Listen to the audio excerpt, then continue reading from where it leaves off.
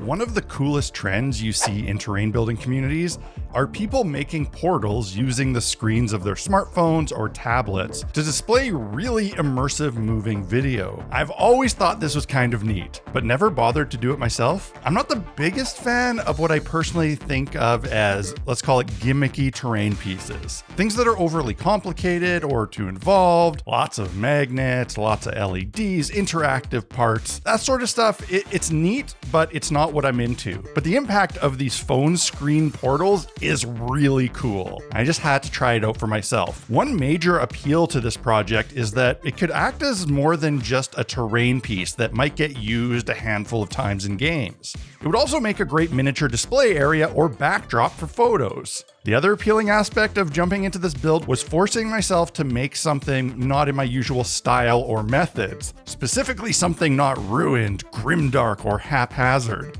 Something more precise, a structure in good repair.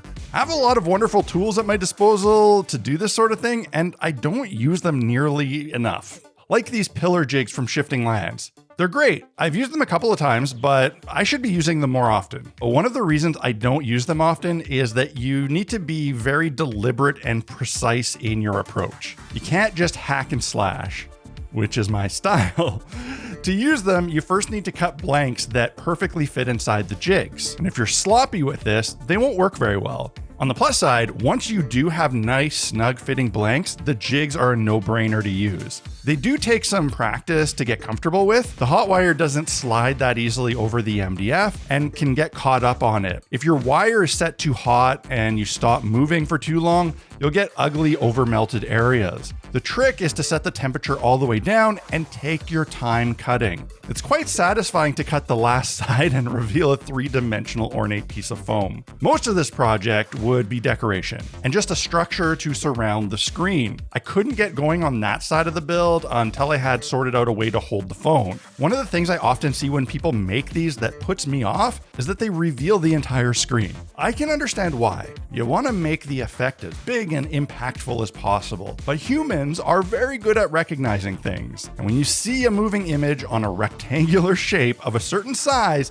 you automatically just know it's a phone screen. And for me, that kills the effect. I wanted to avoid that. I avoided it in two ways. Instead of a rectangle, I cut out an arch shape, and I kept the cutout significantly smaller than the size of the actual screen. This would crop off a lot of the image. The trade-off would be a bit of mental deception and trickery to hide the fact that you are looking at a phone. With that important detail sorted out and defined, I next needed to create a box around the piece to hold the phone in place. The back and top were left open for later in the project since I wasn't quite sure yet what form the final structure would take. I cut a thin sheet of foam to clad the face and hide the seams. This allowed me to cut out a larger arch to create a layered effect, which really makes foam structures more interesting. Lightly beveling the edges of cutouts helps with this as well.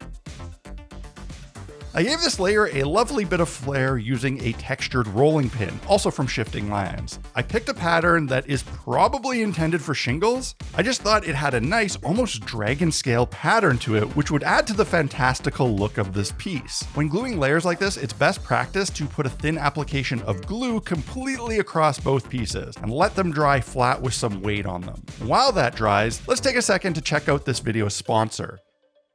Loot Studios has you covered if you want some amazing looking portals and you don't want to go through all the trouble of building them. I mean, building one is really fun, but if you want a bunch that all look different, I gotta say, I'd personally go with 3D printing them. Their May Fantasy release is perfect for this. The City of Portals offers a huge assortment of wonderful character minis, enemies, terrain elements, and of course, portals. A lot of portals, all with a unique style to transport characters to various different planes of existence. All the models come pre-supported and are a breeze to print at home. Every release comes with extras like gaming supplements and props, everything you'd need or want to run an immersive themed adventure. You can get this massive set for the incredibly low price of $15. The value here is absurd. Tons of minis, tons of terrain, adventure modules, full-scale props to wow your players. You can't lose at this price, even if you only use a selection of the models each month. Loot are easily one of the best in the business and continue to surprise me with their releases. If you want to check them out and join for yourself, I've got a link in the description where you can do that.